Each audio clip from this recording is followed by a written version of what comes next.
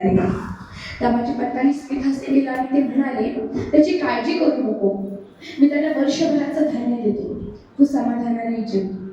आणि काय, ब्राह्मण समाधानाने जेवू लागला.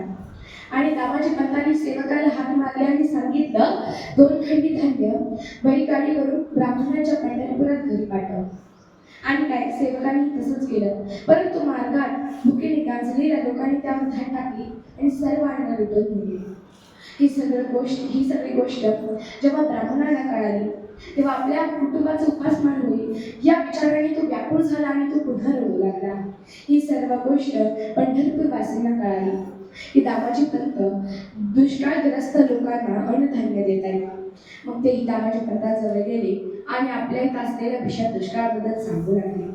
भीषण दुष्काळाबद्दल सांगितल्यानंतर दामाजी पंतांचे मन भरून आले.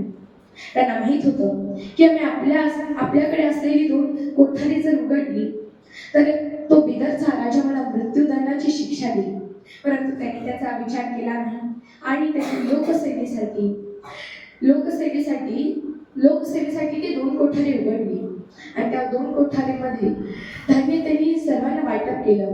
सलग 1 महिना ते विनाजाती भेदभावाचं वाटप करत असत धान्य.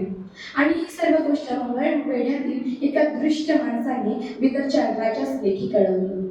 आणि हे कळताच बिदरचा राजा चिडला आणि तो म्हणाला, जावा घेऊन या त्या दामाजीला आणि उभा करा माझ्या पुढे आणि ठार मारा त्याला.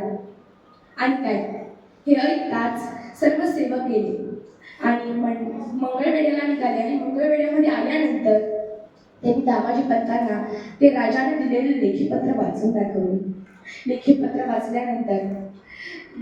वाचल्यानंतर दामाजी पंत म्हणाले, हो, खरंच मी गुन्हेगार आहे, मला तुम्ही शिक्षा द्या, परंतु माझी एक शेवटची इच्छा पूर्ण करा. जाता जाता मला थोडं पंढरपूर मार्गे नेण्यात आले आणि त्यांनी चंद्रभागी नदीत स्नान केलं. पांडुरंगापुढे गेले, हात जोडले आणि म्हणाले, हे पांडुरंगा, हे रुक्मिणी करतात, मी तुझीच बाजू, त्यामुळे मला राजा मृत्यूदंडाची शिक्षा देतोय. त्याचं मला मुळीच वाईट वाटत नाही. परंतु जाता जाता तेवढं तुझं दर्शन झालं, आता मी मरायला मुक्त झालो. एकच आस जन्मोजन्मी तुझा दास, असं म्हणत दामाजी पंत बिदरला गेले. आता त्या पंढरीच्या पांडुरंगाला सुद्धा भक्ताची हाक ऐकावी लागली आणि तो त्या विठ्ठल महाराजच्या रूपात आला आणि तो बिदरच्या राजावर जवळ गेला आणि त्याला ते लेखीपत्र त्याच्या सैनिकांना दिलं आणि काही मुद्द्याही दिल्या. त्या पत्रात असं लिहिलं होतं की, महाराज, आमच्याकडे भीषण दुष्काळामुळे धान्य महागलं, तुमचा फायदा व्हावा म्हणून मी रुपयापायी याप्रमाणे 700 खंडी धान्य विकलं आणि त्याचे पैसे मी या थैलीत ठेवले आहेत. ते पैसे मोजून हिशोब चुकता करावा आणि त्याची पावती द्यावी.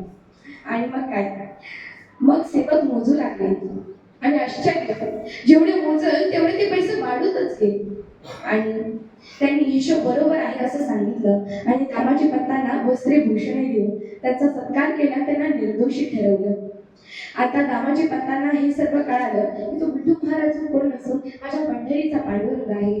माझ्यामुळं पांडुरंगाला इथपर्यंत यावं लागलं, त्याला कष्ट घ्यावं लागले, यामुळे त्याच्या डोळ्यातून अश्रू निघाले आणि त्यांनी या राजसेवेचा त्याग केला आणि ते पंढरपुरात मंदिरात राहून पांडुरंगाची सेवा करू लागले. धन्यवाद.